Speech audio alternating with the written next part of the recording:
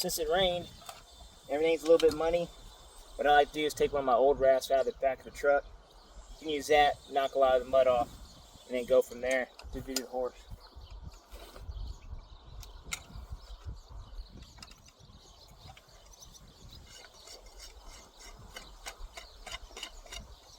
Good news is, even though this rasp is sold, another good thing about the rain is, makes it to where I can at least still rasp this hoof up.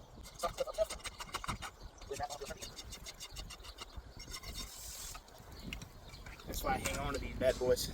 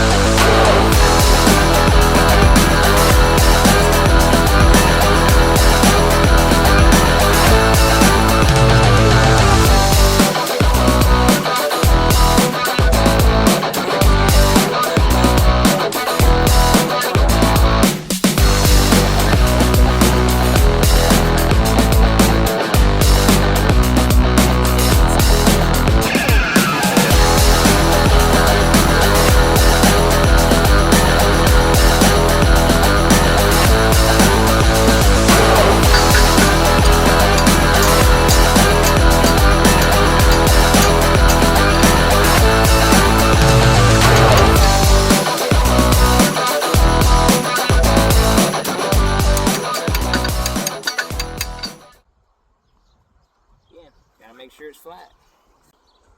So in my last video, I had a client talk to me a little bit. They saw that I was using my anvil again and asked me why, and it wasn't really any particular reason other than I just wanted to bring it out and start using it again. And it's a lot, I'll be honest with you guys, it's real easy to shape a shoe on an anvil. I find it a lot easier.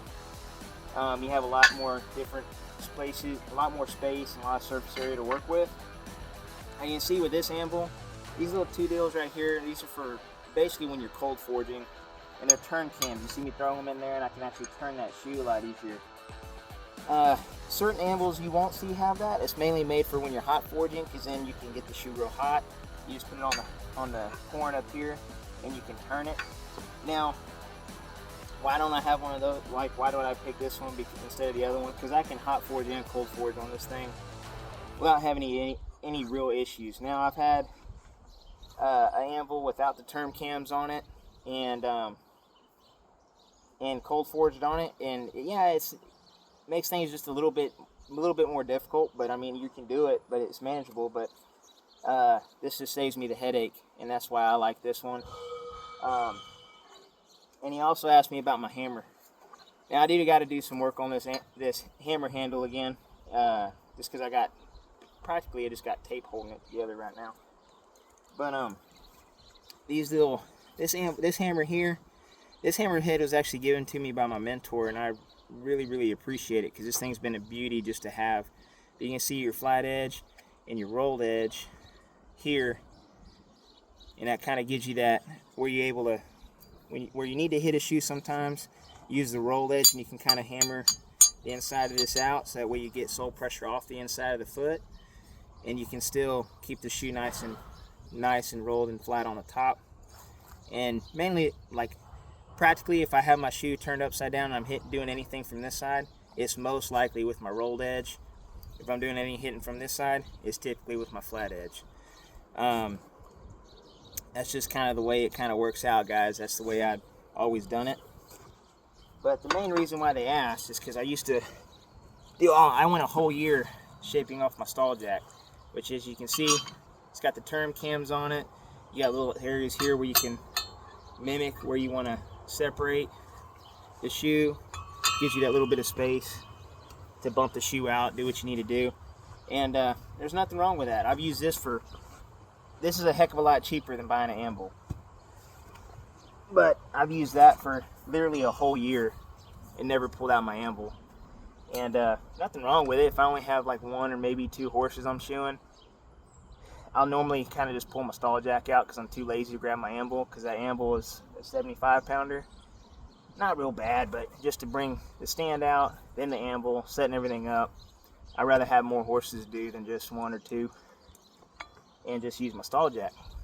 Good news is about the anvil, I get to stand up and use it. Bad news about the stall jack, is typically they're made for when you're already underneath the horse. You have the horse in between your legs, and you just need to make a minor adjustment. You can set it up here, do your hitting, and you're done. So that's kind of the whole emphasis of the stall jack. But I've used it for a long time, just using the stall jack, and there's nothing wrong with it, but just decided to bring back out the anvil again.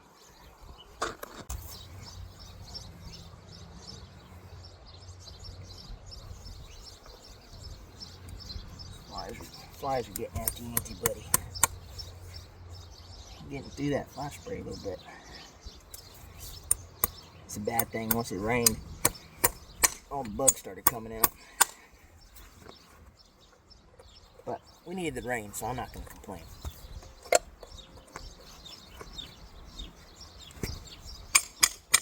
A little bit of mud never hurt anybody.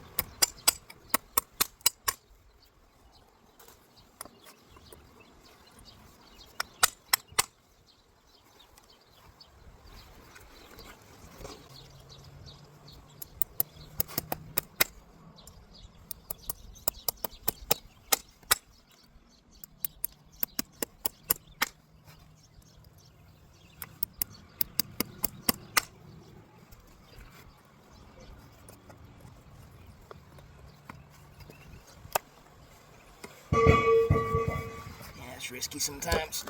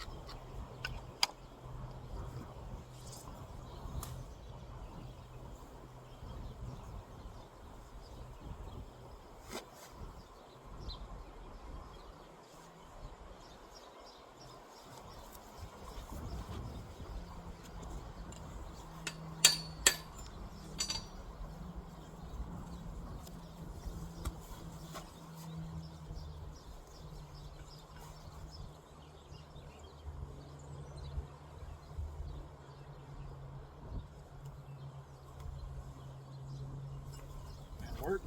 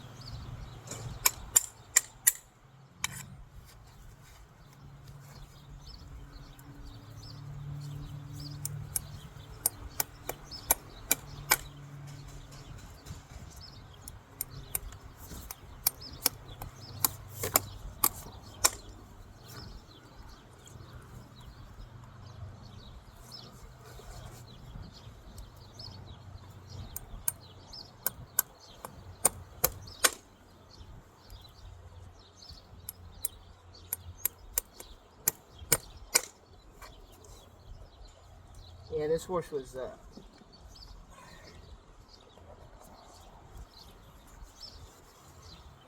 barefoot there for a little while. His hoof growth couldn't keep up with them riding, and them owners wanted to try him barefoot. I said that was a good idea, given the fact that he probably needed to be barefoot for a little bit. Owner says they weren't running all that often, and so he was barefoot for 2 shoeing cycles, so 12 weeks, and then they started picking back up again, and his hoof just couldn't keep up with the demand of what his job entailed, so we're back to putting shoes back on him. It's kind of one of those things, like I said, from past videos, that it all just depends on if the horse can actually keep up with the job that they're doing, if their hoof growth can keep up with it, and if their foot allows it to be barefoot and doing a job and riding. So he shapes up well, shoes up well, so we're gonna do that.